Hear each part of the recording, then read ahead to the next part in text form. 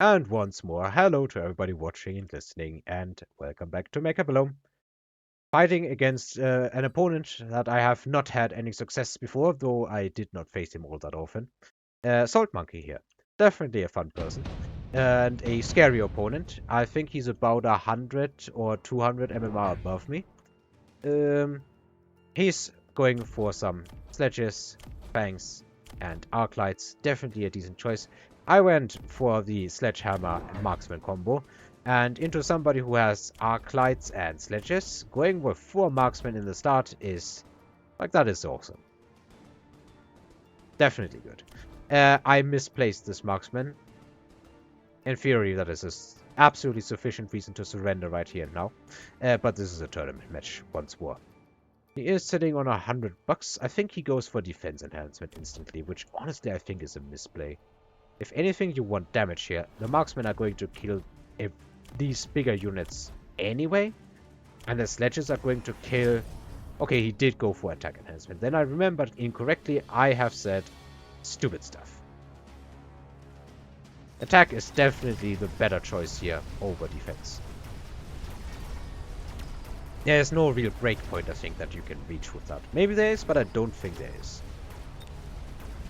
Actually, the arc lights would be surviving 2 shots from a marksman. So I guess that is a breakpoint, but is it that good of a breakpoint? I don't think so. First round ends up being an absolute win for me. I mean, maybe with cost control there isn't that breakpoint actually? I don't know. Would have to test that. Senior manufacturing, intensive training. I think we both go for senior manufacturing here. I think we both pick that. Let me just drink something in the meantime.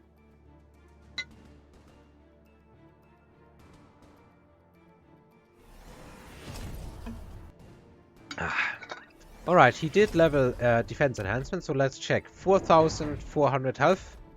No, there is no breakpoint here. Without cost control, I think there is a breakpoint here. Now the arc lights take 3 shots from marksman to kill instead of 2. That is what I meant to say. Don't know if I said it correctly. Did I mention it is pretty late already? Anyhow, this one's probably going to look a lot better because my opponent has superior chaff and chaff clear. But I still have the leveled marksman. I have some late chaff coming in. I love late chaff. It is such an amazing thing to have. Sledges still die to the marksman in 2 shots. Arclights still die to the marksman in 1 shot, or I guess in 1 shot as far as this level 3 marksman is concerned. He can hold the line against these sledges, no problem. So far it's looking good. I think I have leveraged a very good start up to this point. Now I did mention before that I watched Salt Monkey stream, and he seemed to be very fond of Fortress Typhoon. Now when I look at somebody who is cost control with senior manufacturing, I know they like to play Fortress Typhoon and then Typhoons get dropped. Guess what I'm thinking is gonna happen. What I do here is drop some Overlords. Or, well, I think I dropped 2 Overlords here, actually. I don't necessarily want to level the sledges. Yeah, there's the second Overlord. I think I invest into some chaff. Yeah. Fill out the board with chaff. I think that's always a good move. Very few situations where it's not. This side gets missiled, and that is bad. All things considering, I'm not entirely sure. I think the dynamic in the end game, in the late game I would say, is still that Typhoons get shredded by Overlords once everything has their techs. I think if this homing missile could target air units, then it would be different, but it can't, so it's not different. However, right now, I kinda just get smashed. The opponent simply has the chaff advantage in this fight. Despite me dropping more, he simply has good chaff clear already. You get 1 more Typhoon down. You get these crawlers away from the tower, but that is all.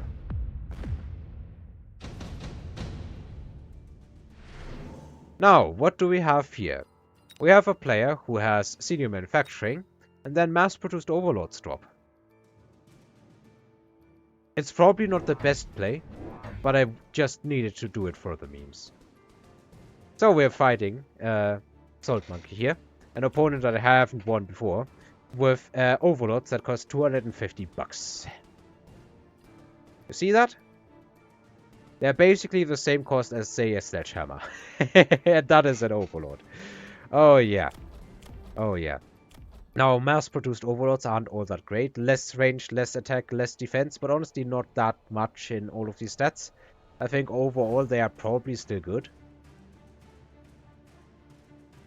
Kinda nothing is really happening. I drop some more chaff. I don't want to get my stuff missiled again. And then I drop another Overlord and see where we're going from here. Get some upgrades.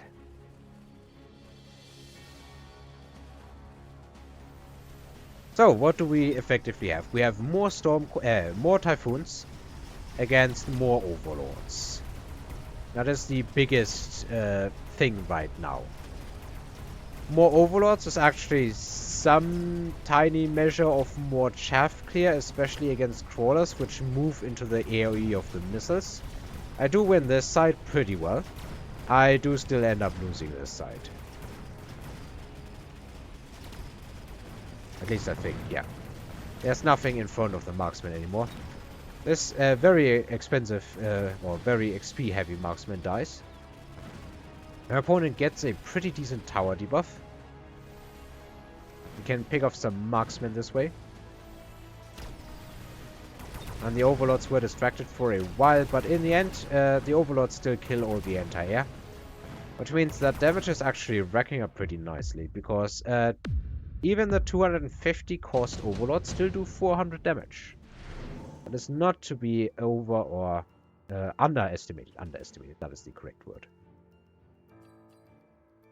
Now what do we have here? I was kind of expecting the Wasps, honestly. Or at least they were up my mind. Simply because Overlords suck into Wasps with enough range and everything. So at this point, I was deciding to be a bit cheeky.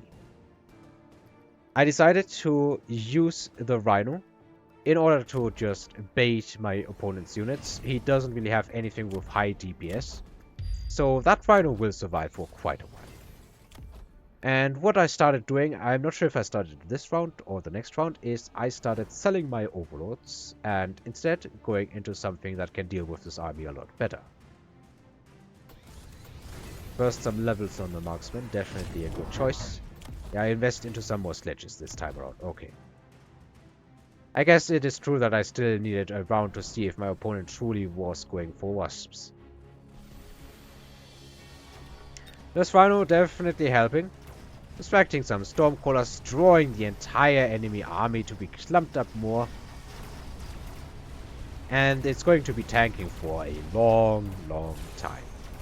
Typhoons take a long time to kill this. The Wasps are starting to hit these Overlords, and as you can see, they're hitting hard. Though on this side, the sledges survived. So with that, the Wasps actually didn't target the Overlords for any significant amount of time. This marksman can kill the... oh no, it's not the final Wasp. It's the final level 2 Wasp. The missile kills the final Wasps. And at the end of the day, my opponent once again has a pretty decent tower debuff, but this Rhino is probably enough to kill everything else anyway. There isn't much stopping a level 5 Rhino when you don't have DPS.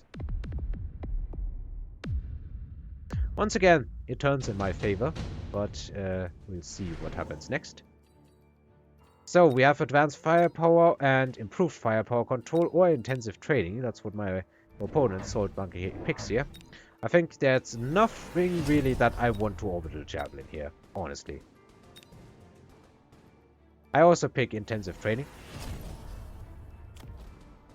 But I think we both actually didn't use it this turn. Let's speed along. So there's a missile happening here. And 2 melters.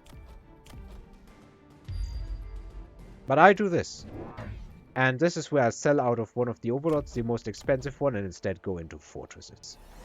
Fortresses, anti-air, deal with the Wasps a lot easier, get rid of the now mostly useless Overlords. I did actually do that on purpose. This Rhino, mobile beaconing it backwards, totally Fs over the Melter. The Melter was really looking forward to eating a juicy Rhino snack here. But at the end of the day, the Rhino did escape.